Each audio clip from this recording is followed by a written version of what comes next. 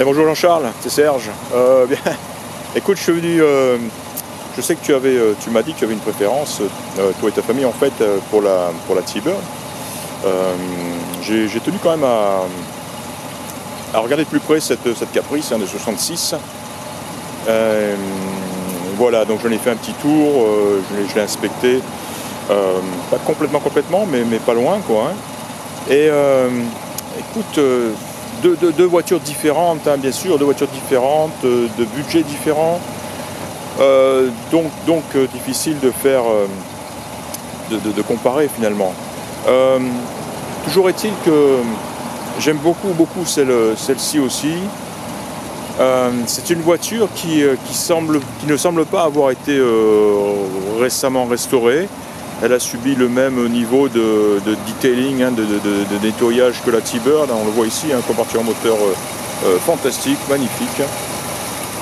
Un intérieur très beau aussi, qui est même nickel. Hein.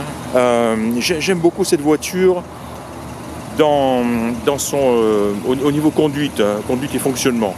J'ai été impressionné tout de suite quand je l'ai prise. Elle était moteur froid. Tu vois, je vais l'arrêter. On ne le verra pas maintenant, mais quand on met le contact et que le moteur est froid, on a un voyant ici vert, ou bleu je crois, qui indique cold, le mot cold, tu vois, donc en fait un voyant qui reste allumé tant que le moteur n'a pas atteint une certaine température. Donc voilà, bon, pas grand chose, tu vois, mais c'est le genre de petits détails, quoi, c'est le genre de choses qui marchent, entre autres. Autre chose aussi. C'est pas très important aussi, mais c'est assez révélateur de l'état général de la voiture. Tu vois, on a un autoradio qui fonctionne.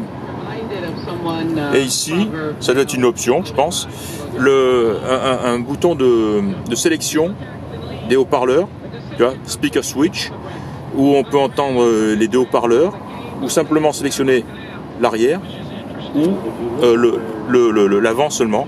Et ça ne s'entendra peut-être pas à la vidéo, mais ça fonctionne. Voilà, c'est ce genre de petits trucs. Tiens, ici aussi pareil, je suis sûr que c'était une option. Les feux de détresse.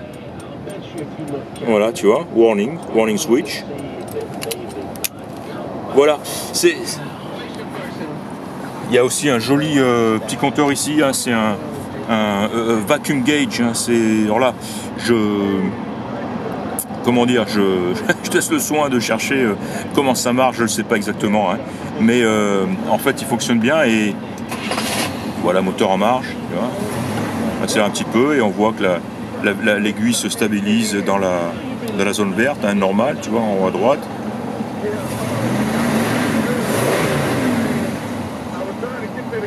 Donc je pense que c'est un indicateur, hein, dans tous les cas, quoi, hein, qui permet un petit peu de jauger un petit peu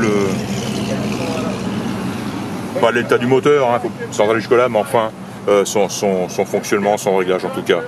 Très bel intérieur, magnifique volant aussi. Alors cette fois un klaxon puissant qui marche bien. On va écouter ça. On va l'écouter un petit peu extérieurement aussi. Elle fait un petit peu plus de bruit bien sûr que la T-Bird, pas au niveau moteur au ralenti bien sûr, mais au niveau échappement, elle sera bien sûr un petit peu plus on va dire agressive peut-être que la T-Bird, hein, même si encore une fois ouais, on entend un peu plus l'échappement que la T-Bird, mais peut-être qu'à l'accélération par contre ça s'entendra un peu plus, mais il y a quand même le Big Block 396, hein. Non, tu vois, c'est pas, ça reste discret, c'est joli, hein. Par contre le son en provenance de l'avant, hein, du moteur lui-même, est très joli, quoi. On voit un moteur qui tourne très bien. Le peu que j'ai roulé avec cette voiture, j'ai eu vraiment une très bonne impression. C'est vraiment une voiture, c'est pas la peine, c'est pas pareil non plus, hein, elle est de 66, elle a 12 ans de moins que la T-Bird, c'est même plus la même génération. Je me sens quand même plus confiant dans cette voiture que la T-Bird, hein. La T-Bird fonctionne très bien, il n'y a aucun problème. Mais si ton but, toi et ta famille, c'est de monter dedans et rouler et même faire de la distance, personnellement je serais plus en confiance dans celle-ci que dans la T-Bird, quoi, hein. Elle est plus large, elle est plus confortable aussi, et surtout voilà, elle donne vraiment une impression de qualité, de voitures finies, entretenues et qui fonctionnent très très bien. Voilà, c'est une impression à froid, je dirais. Hein. Alors par contre, petit, quelque chose que j'ai remarqué ici en bas, tu vois, derrière les garnitures en bas, j'ai été attiré par ça. On dirait que quelqu'un a mis une espèce, il y a longtemps, hein, une espèce de mastic pour fermer cette ouverture. Normalement la baguette est collée à la carrosserie comme là, tu vois. Là elle a été, je sais pas pourquoi elle s'est écartée de la carrosserie.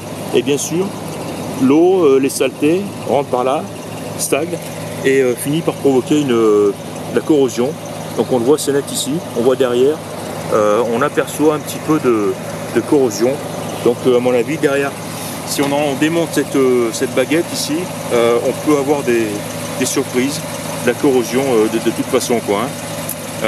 Ce qui est un petit peu regrettable, parce que le reste de la voiture, lui, semble très très très sain. Alors voilà.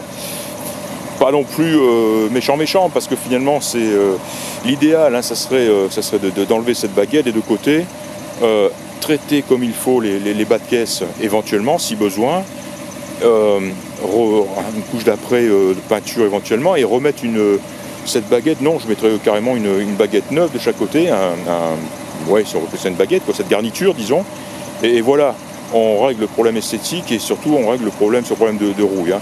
Donc c'est pas un énorme problème non plus, quoi, hein, mais enfin suffisamment pour le noter. Voilà, par ça, très beau chrome, de très belles glaces, des jolies jantes, hein, c'est des enjoliveurs, hein. C'est pas des roues à rayons, hein, mais voilà, une peinture qui semble relativement ancienne. Peut-être non, on va pas parler de patine, hein, mais elle est peut-être un petit peu terne à certains endroits. Elle mériterait peut-être d'être lustrée pour lui redonner un peu plus de brillance. Voilà, voilà, hein, comme je le disais, hein, deux produits différents de toute façon, mais j'aime beaucoup cette Caprice. Hein.